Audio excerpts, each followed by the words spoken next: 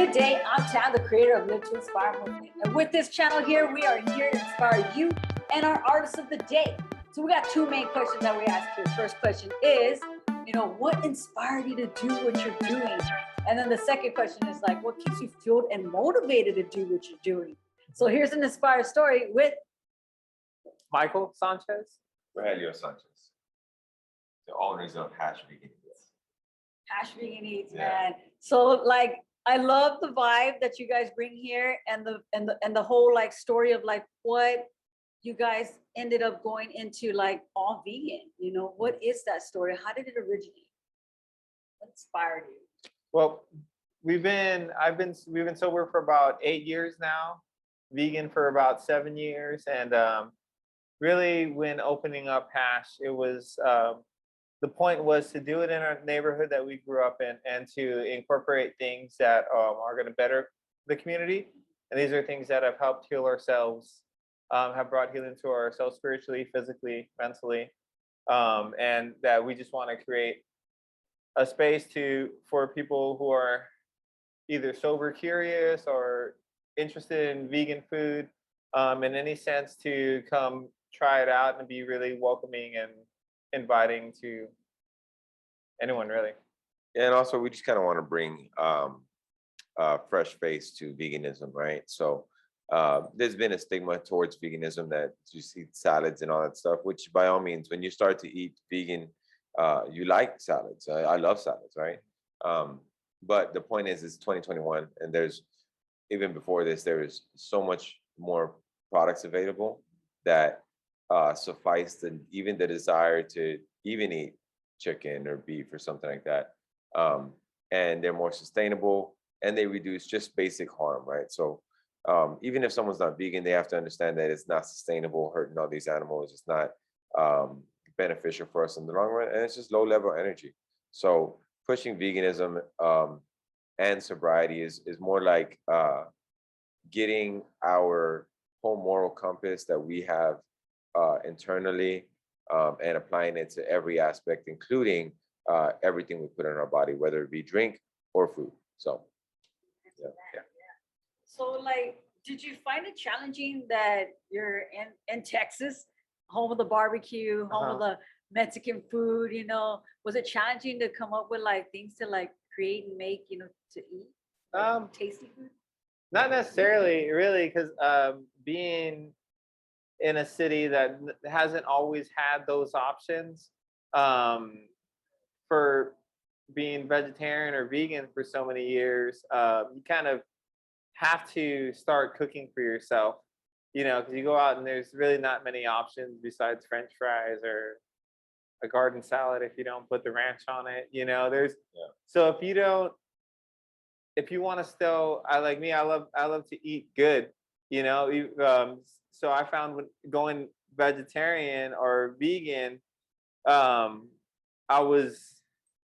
the beginning I wasn't full enough. Like I'd have to eat twice as much. Ooh, yeah. And it really is because you're kind of burning everything so quickly. So relearning your diet, your body, and what you need, and then knowing there's things that, being from San Antonio, from the South Side, from Texas in general, there's things that you just like I want carne guisada tacos, and I want to have pozole and things like that. And if those things don't exist, I'll just make a vegan version of it, yeah. And that's what really a lot of what the menu came from, is things that, as a vegan, as a native San Antonian Southsider, is things that, food that I want and miss as a vegan. I just wanted to make a vegan version of it, and to kind of appeal to people from the same area, looking for the same type of flavors and things like that. So yeah, that's what a lot of the menu is, derives from those kind of flavors. So just trying to make vegan food. So you guys are both like, there's no beer in here, right? Like no alcohol. No alcoholic beer. Yeah, we have beer. Most breweries, major breweries, even with any kind of sense, are doing a non-alcoholic version. of their beers. So Brooklyn has a whole line of non-alcoholic beers. We work with Athletic Brewing Company, who all they've ever done is non-alcoholic beers, but really craft non-alcoholic beers. I know Carbot came out with their free and easy, because the market exists. You know, there's a ton of people, especially from where we come from, the restaurant bar scene.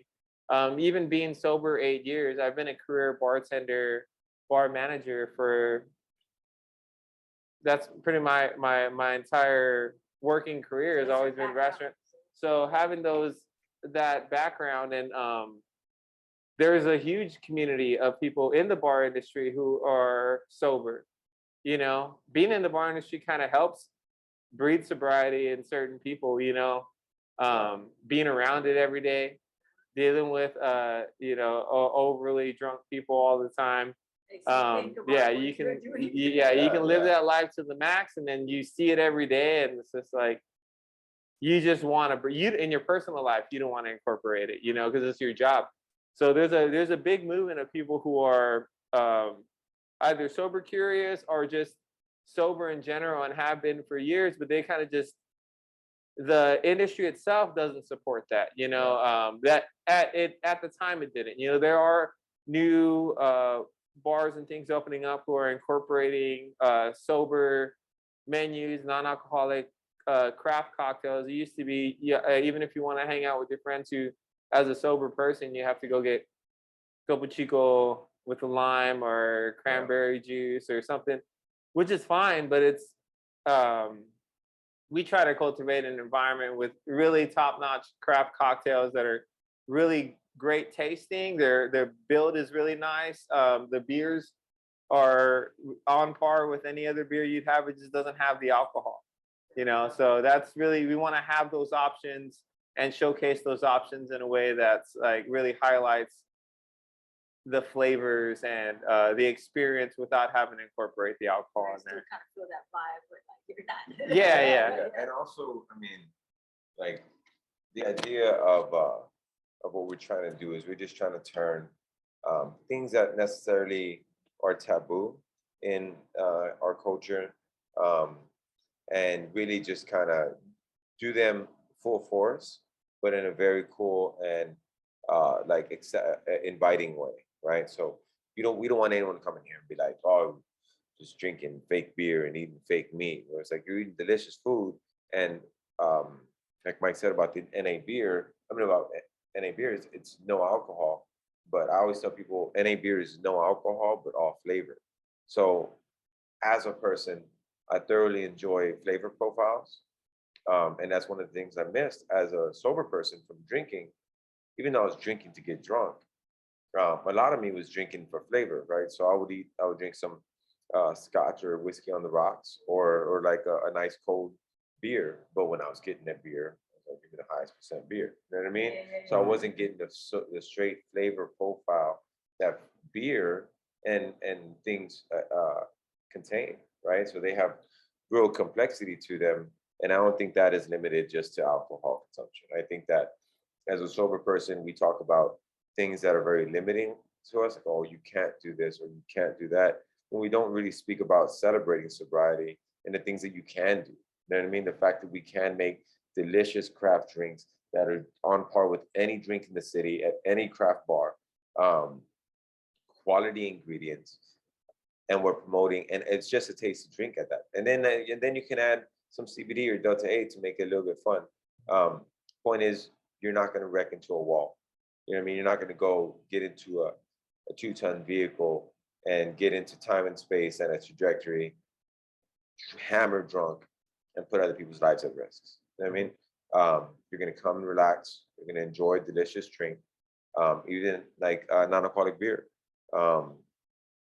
IPAs are very hoppy. Hops is a relative to cannabis. So even though you're not getting drunk, since you're drinking a very hoppy IPA that has no alcohol in it, you're feeling a real relaxing feeling because of the hops, right? Mm-hmm. So same thing when we have a Flower Power blend tea from our my sister's tea company. It's fire, right? It's good. Yeah, it's very good. Yeah. And the Flower Power has hibiscus, hops, lavender, and CBD flower, right? And all of those are very relaxing plants. So the whole concept and the whole, I guess, message behind everything is that there's a healing power of plants, and I think that's not lost on anybody, but it needs to be very much promoted and put on the forefront. What we do here is a little taboo in the recovery community, because we do include non-alcoholic beer and legal hemp. Whereas in the sober community, they might look at that as like not truly sober. Whereas if I take CBD for depression, anxiety, I call that a win, because my drug of choice, we're ex-addicts. That's the reason we opened this place. And my drug of choice was pills. I used to take Xanax and Vicodin like they were candy, and I would just be zonked for days and weeks. So me medicating myself with some legal hemp isn't me not being sober. It's me understanding that, like, I used to take drugs. I used to take things that destroyed my life. Hemp, sobriety, veganism has helped us succeed in life and even get to a point where we opened up a restaurant. So the message is that the proof is in the pudding. We have drastically changed our lives from the previous, and it's primarily directed towards a change in lifestyle regarding what we eat and what we drink and how we really function in the world. Yeah. The world needs you to function a little bit more consciously, rather than going into any chain for the most part. I would rather go to one of my friends' businesses, because the way you move in the world matters, and the things that you do, the things you say, holds more weight than mostly anything. Right? You have to consciously move in this world, and if you don't, then you're gonna stay in the same position and not grow. You know what I mean? Yes, So, yes. yeah. You guys are like a living inspiration. You know, you guys are walking inspired and inspiring others, you know, by the way you guys are living and the way and what you guys are doing here. How did you guys come up with the name Hash? You know, Well, it's an acronym for Heal and Spread Healing, which is the goal, the driving force behind. So even like going back to the cannabis thing, when we deal with these things, or any of our teas, a lot of them are it's a company called TNS. It's actually our little sister, and a lot of those blends are based off of Native American healing remedies, or healing remedies from places around the world. But what you learn when you look into those things is that the majority of these healing remedies are steeped herbs from all over the world. You know, it's a herb that's steeped, made into a tea that's taken for its medicinal benefits. So the majority of our teas will have teas for anxiety, depression, you know, teas that'll just calm me down. We have things that'll boost your immune system, things like that are just good for you. They're herbs that have been used for thousands of years, you know. So when we deal with things like cannabis, we deal within the realms of legality, for one, because of the marijuana prohibition, but we also deal with it in on its medicinal level. You know, because of the marijuana prohibition in Texas, there have been legitimate medicines that come out of these things. So if Delta-9 cannabis is what's made illegal, Delta-8 is extracted from legal industrial hemp, you know, and that Delta-8 compound itself has become a legitimate medicine to tons of people.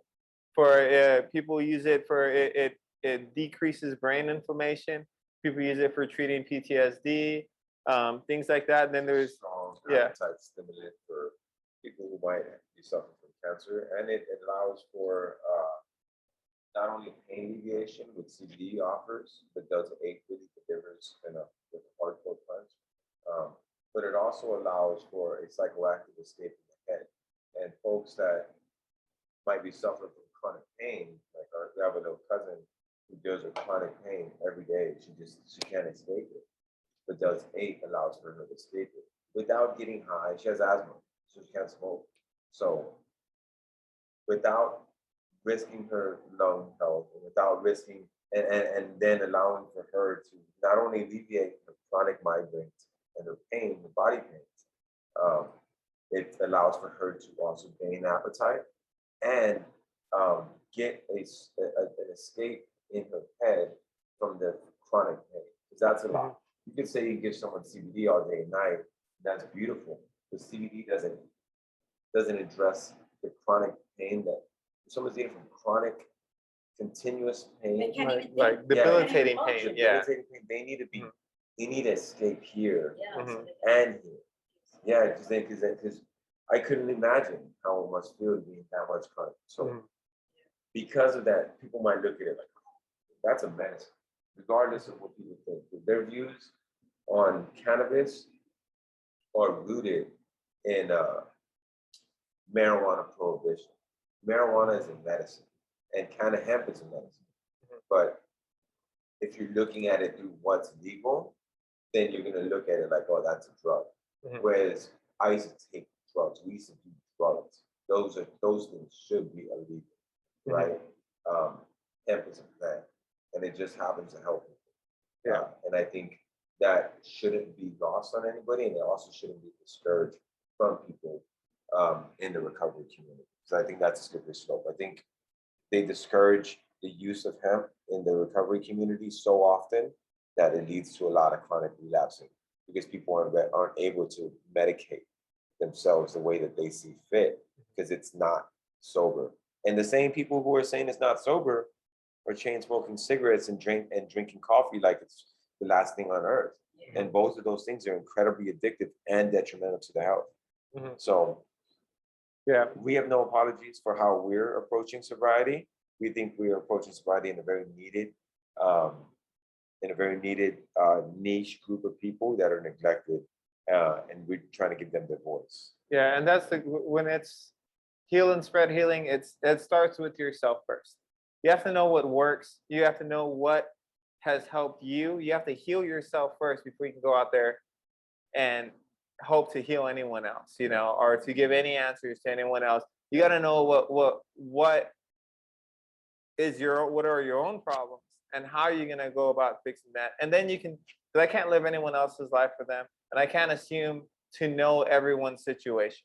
What I can do is provide a safe space for people to come and feel free and feel themselves, and to be provided those options that had I had in my early sobriety, it would have helped a lot and changed a lot. To even have a community of people, because in your early sobriety, in a city that doesn't necessarily back that, or provide those options at all, really, it's really easy to feel alone, to feel like isolated, and cutting out any form of addiction. Anything that you've been, if it's an addiction, it means that you've built your life around it. Every aspect of your how you move through the world, it's ingrained in there. So removing any one of those things, it throws the whole system for a loop. And you can't understand how to function. You got to relearn everything, how you communicate, who you talk to, Yeah. you really have to relearn everything, so it's never, whenever I talk about sobriety or anything, it's never one thing. It's you can't just remove the alcohol and say that you're fixed. Yeah. Because you got to change, you got to change the way you think, the way you move through the world, the way you interact with people. And a lot of people they'll go into depression after going into their sobriety, because you not only lose your coping mechanism, you lose the social aspect of it. You find it hard to communicate with friends and family and people that you've communicated so easily with before, because you always had go have a beer with your friends or whatever. And it's one of those things that you have to constantly defend, especially, I mean, not so much now for us after 8 years of sobriety, it's kind of like expected. They know us to be sober, but when you've been a drunk for so many years, when I first became sober and telling friends like, no, I'm not going to drink, I don't drink, like, what? Like, what? And then friends, and but it over time, people kind of realize it and just know. They come back. But like they'll like try to sneak you shots, or like, oh, just like, and so having to defend that, because it's super weird that you don't have to explain taking a poison every day. that so the one of the big inspirations is, our mother passed away 14 years ago of cirrhosis of the liver from alcoholism, and it's a disease that has plagued our family, both my mother and my father's side, for generations. So much like most every Hispanic household that I know of, especially on the South Side where we grew up, where we were raised, where we have hash, sobriety, drug abuse, alcoholism, domestic violence, all those things run rampant in this community, and it's really important to address those things when we see them.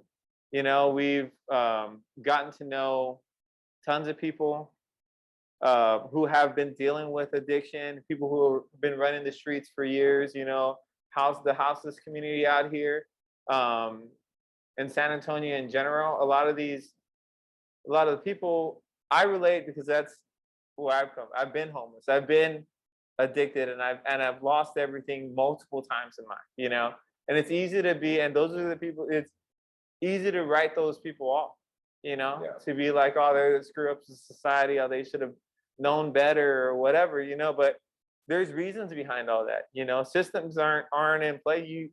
One of the biggest things for me, I mean, I love the South Side. I love being from the South Side. I love the community. Some of the most talented, passionate people I've ever met are from the South Side, but the system isn't set up for you to succeed.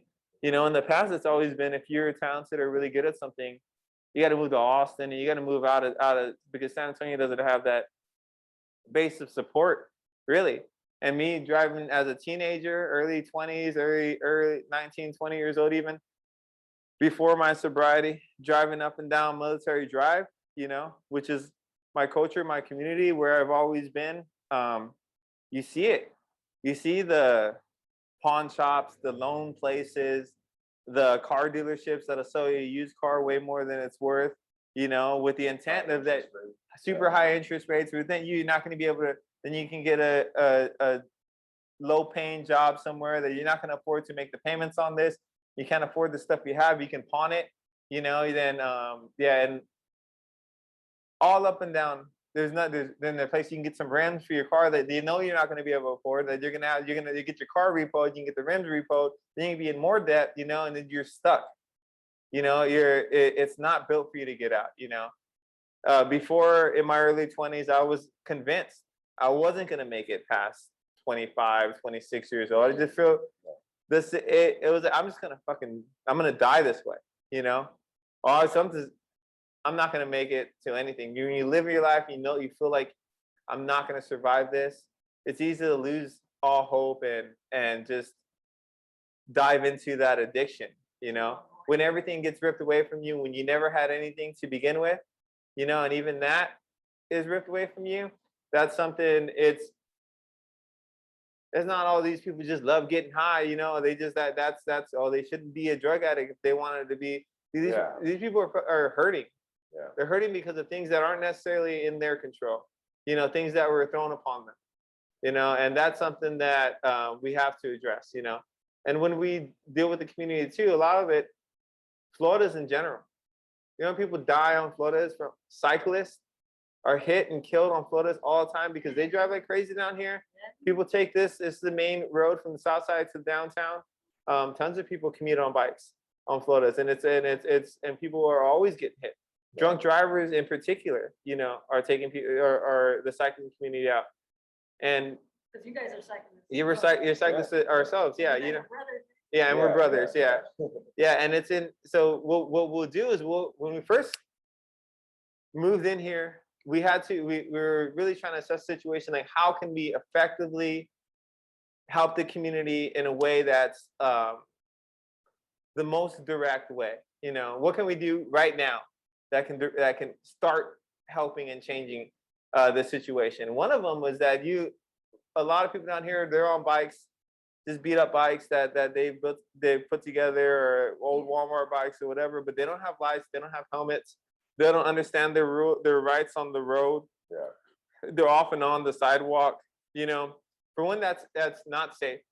not having lights, not having helmet, you can end up hit by a car because the cars don't care down here. That they can end up dead because of that. And at the same time, the cops are pulling people over, houseless community. These people who are homeless and they're using these bikes as means of transportation. And the police officers know who they are. Yeah. They're here in this community all day. I see them parked out in the parking lots and everything. That's great, but they know these people, and to pull somebody over, he's houseless, he has no money. You pull him over for riding his bike on the sidewalk or riding his bike with no lights or whatever. You give him a $250 ticket. He's not going to pay that. That's a system that's set up that's super depressing when you ride a military drive. It's set up for you to they make the money on your failure. Yeah. They're banking on you not being able to pay that. You're gonna give a $250 ticket to a person who has nowhere to live. Yeah. Because he doesn't have bike lights. You can't Can't afford bike lights, right? So then we really started looking into. We would buy bolts to bike lights from Amazon and stuff, just to give away, right? And we started communicating with the city and stuff. We were able to get a bunch of bike lights from TxDOT that donated them to us to then hand out to the community. That's great that the city has those resources. At the same time, that's TxDOT. Yeah. Why don't the police officers have these in their car? Why do they? If it's subsidized by Texas Department of Transportation, Yeah. every SAPD police officer in the squad car should have at least a few lights on them. Yeah. And we say that, and just someone saying that, like, well, why would that doesn't make sense? Why would they do that? Like, how could they do that? Or like, they do it in Austin. APD carries around bike lights with them, so that if they see somebody without a bike light, they don't harass them, hem them up, try to catch them for a minor drug charge, trying to get them for a warrant that they probably got because they freaking got arrested for riding with no lights. They just give them bike lights. They don't give them a hard time. I mean, I'm sure they might give them a hard time in some instances, but ideally, the police are there to help, right? Yeah. So help. Yeah. When you're giving a $250 ticket to someone who's homeless, you're not helping. You're not taking a criminal off the street. Yeah. You're only hurting somebody who's already hurting. Yeah. And you're putting them in a worse position knowingly. Yeah. When the resources are there, when we get those lights from the Texas Department of Transportation, it's a step away. Yeah. Why are we doing it? I mean, I'm more than happy to do it. But if the resources are there, connecting resources with information, that's another thing that it really is. A lot of these the issues, it's really a connection of information and resources. It's there. It just has to be that connection has to be bridged. That's right. We're trying to work with the nonprofit that does give us the lights. So we're gonna do a big event, give out bikes, and give like bike mechanic lessons and swag and stuff, just so people can feel more ownership of their bike and more like less of a thing to get them around and more like, man, it's a thing, it's fun. I mean, like riding a bike. At the same time, we're gonna work with that nonprofit and go to the local substation and just see what kind of dialogue we can get going, so that we can get these lights to the police officers, at least on the south side, because that way they could stop harassing these people. Like Mike said, they're out here on the streets, right? It's not safe. They could just be dying from riding their bikes with no lights. But then you add cops to the mix, and then they can also still die. And it's not absurd to think that. It's not absurd to think that cops would escalate a situation when they're already escalating the situation with the house. Really, ultimately, we're just trying to be a positive light on the south side. We're trying to bring cool things, veganism and sobriety to the south side. But at the end of the day, if we're owning a business on the south side in a place that one deserves a cool space like this, but also could benefit from some kind of philanthropy and some real honest community work, we're gonna do that because we're from poverty. We're from a life of without, right? We're from a broken home. We're from straight up crazy poverty. Like the stories that we have gone through is just intense, right?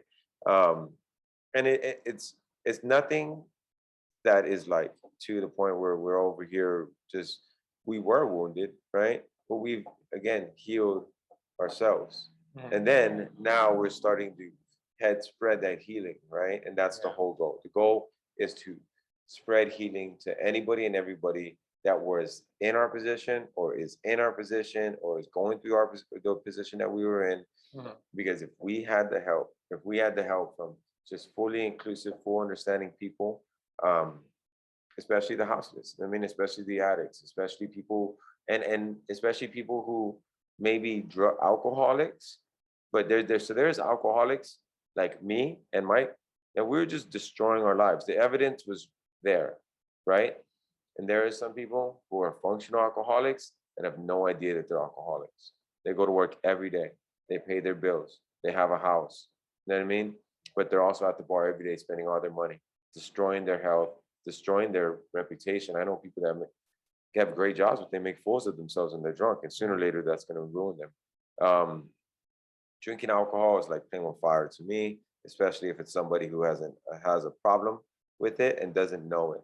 So we really want to show that not only you, and you can still be. I mean, we're normal dudes. I mean, we're normal guys. We have my brother's got a family and everything, and beautiful girlfriend, and I got a beautiful girlfriend and a whole life, and I got friends, and we have all these things. We go on trips, and we live an extraordinary life that was not available to us prior to sobriety, Mhm. and that is notable, and it's evident because of those two things. So if that is what has helped us, we really just want to continue to help the South Side Yeah. and help people who were in our position. There's a lot of kids from the barrio that don't see a way out, that are from here and might see that they maybe like certain things, right? But when you're in the barrio is beautiful, like Mike said, it's absolutely wonderful. It's great. It's so community oriented and gorgeous. But there are a lot of things that are not addressed in the Hispanic culture, and especially in Hispanic barrios, that need to be addressed, and they need to be addressed head on, right? Like Yeah. sexism, homophobia, substance abuse, um, like straight up racism, right? In the Hispanic culture, those things are not okay. And I don't like continuously acting like they're okay. They need to be addressed. In order for the community as a whole, the Hispanic community, especially in this city, um, to move forward, we need to understand that we need to be more inclusive. We need to understand that life is changing. And we need to adapt, because if we don't adapt, then outside influences are going to come, and then we're going to lose. As Yep. Hispanic people, native to this space, we're indigenous people as well. We're Apache and Comanche.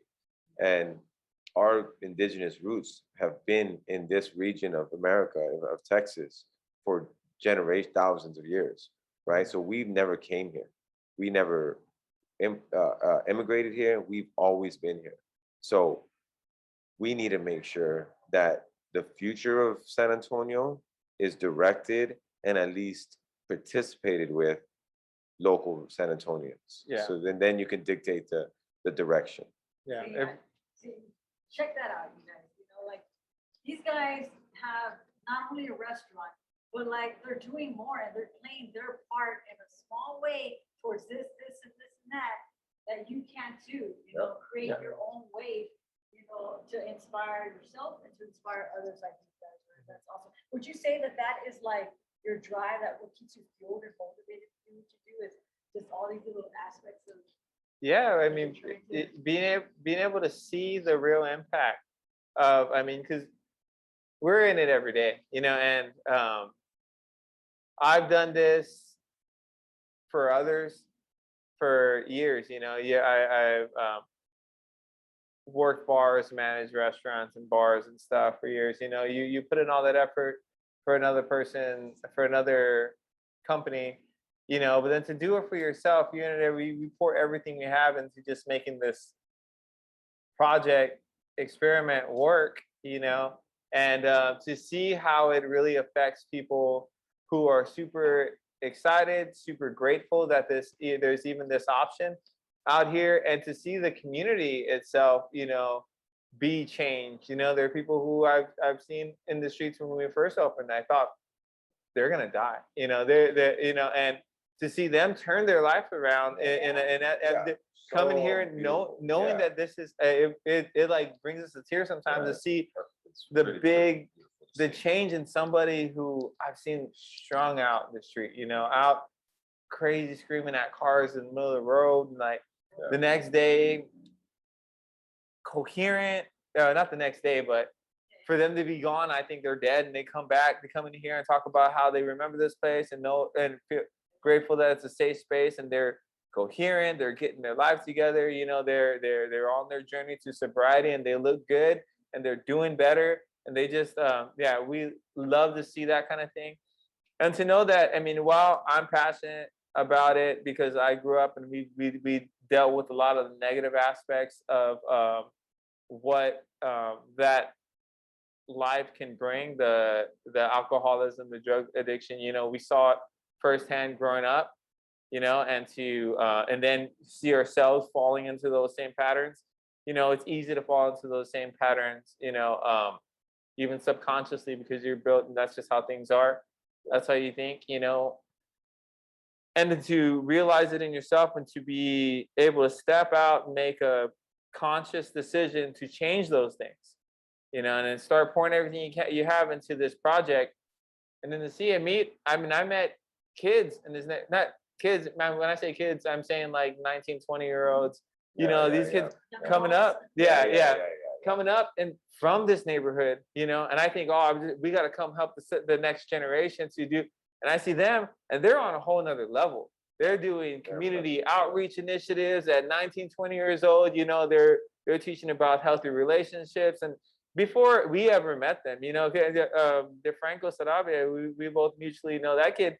When I first met him, I was blown away to see this. He grew up down the street from here in this neighborhood that we grew up in, given the same tools, the same environment, and for him to attack it, for this generation to attack it in a way that it took me well into my late 20s, early 30s to start even getting my stuff together, to see these guys 19, 20 years old on another path. I'm super excited, and all I want to do is provide every resource I have to them, and to any kind of advice or information, provide a safe space for any of those things. You can't do everything, but you can facilitate a place or options, or just help out, support anyone in that. It's really great to, when you look back, when you step back, you're doing everything you're doing, to live to inspire, but when you step back and you meet people all the time, same as us, that are on their own journey and doing things to better their community. You realize it's not just you, that it's not just you. There's so many out here fighting that same fight, doing what they can to progress, and collaborating with these people, and just sharing resources, or just giving some support, even just sharing their stuff, and attending their events, spreading the word, all those little things, they super help out. And to see that it's not even stopping with me or with us, with what we're doing. There's a generation 10 years younger than us. They're on a whole nother level, moving, and they're moving before they ever met us, and looking at us as inspiration, which is great, because even in this, I mean, it looks beautiful, and everybody loves it. The community super receives it, but I'm losing my mind every day trying to make everything work, and there's so many behind the scenes things, and running a business, it's super stressful all the time. Growing pains. We're in our first year. We're about to do our 1-year anniversary party mid-October. So that's coming up. But to have gone a year operating in the middle of a pandemic, come and growing from that, learning from that, doing what we can to help in those situations. And If to you're swimming in that one, swim in. and to see the growth in just 1 year, to know where we're going next. What's next? Well, we're moving into our second year, so we're about to we have a lot of things in the store, for sure.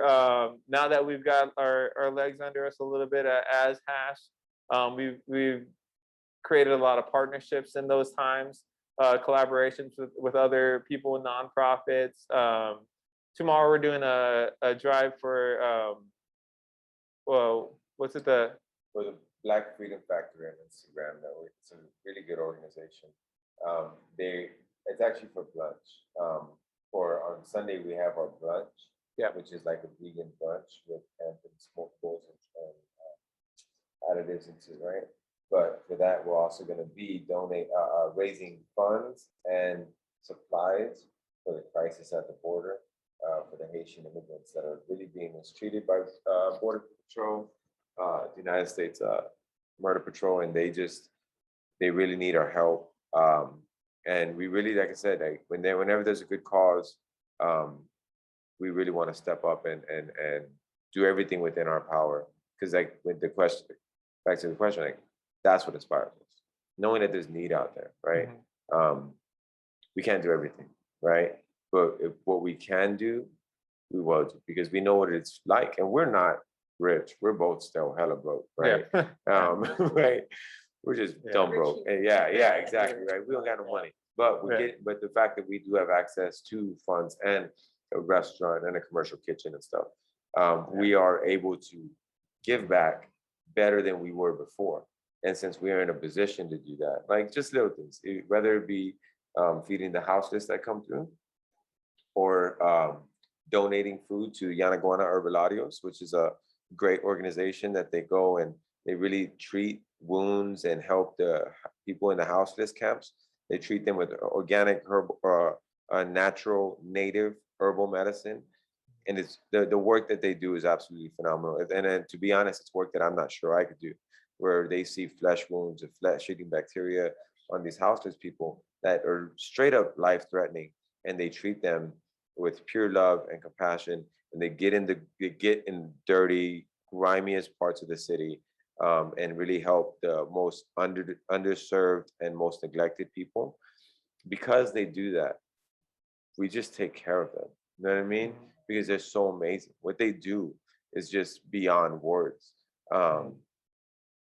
So since that is a thing, that's what drives us. Like those people, I don't know if they can. I know other restaurants kind of help them out as far as feeding them and stuff like that. But like they came to us and they're like, "Hey, we want to treat our warriors that go out there, da da da. Would y'all be willing to do this?" And I was like, "Yeah, all day. Like I don't care," because at the end of the day, they're doing something that's invaluable. Like I couldn't pay for that. You know what I mean? Like that stuff is, and they're all volunteers. So the growth, the desire to move forward is knowing that there's other people doing great things, and those people either they need our help or they can benefit from our help, right? And vice versa. Like we get a lot of help from a lot of people as well. It's very wonderful to see the community that has helped us. I mean, we're a very niche place. You know what I mean?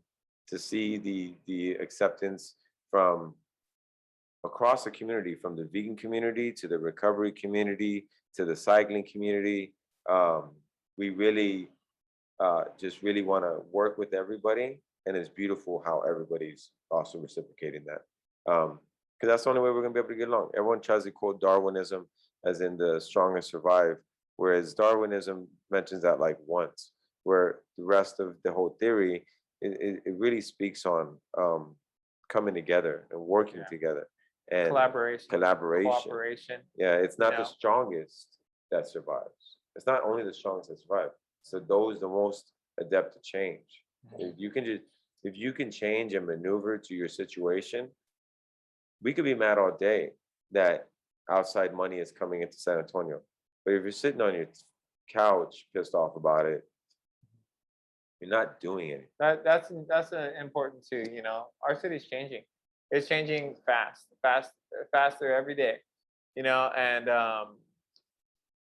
rather the beautiful thing that I see about a lot of friends and people from these neighborhoods like South Side and the West Side, friends who are like really passionate about their city, their culture, their neighborhoods and things like that, is that we don't have to let these things happen to you.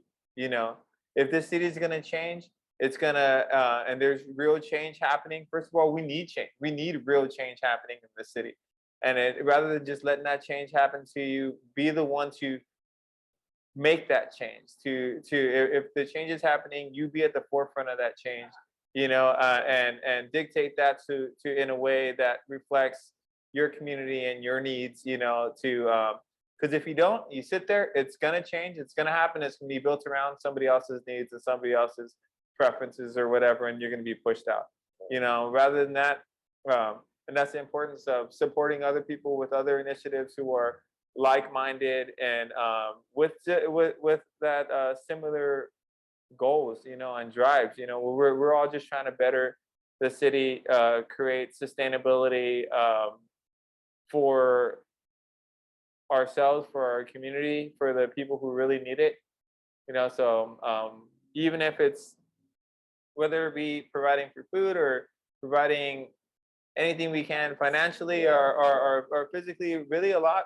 People just need a platform, a place to showcase what they're talking about, what they're even showcase their art and their ways of expressing themselves. That's another thing. People just don't need, they need an outlet for their expression. So like even hosting our open mic nights or things like that are really beautiful to see. When we do our vendor markets, we'll have a bunch of vendors out here, and they're all talking to each other like they've been friends for years, but they just met that day, because it's a really community-driven, comfortable situation. Everyone's just kind of collaboration, coordinating with each other, talking about similar interests, and it's like, they all help each other. I've seen groups of people meet, start collaborating, and then move on to do projects together.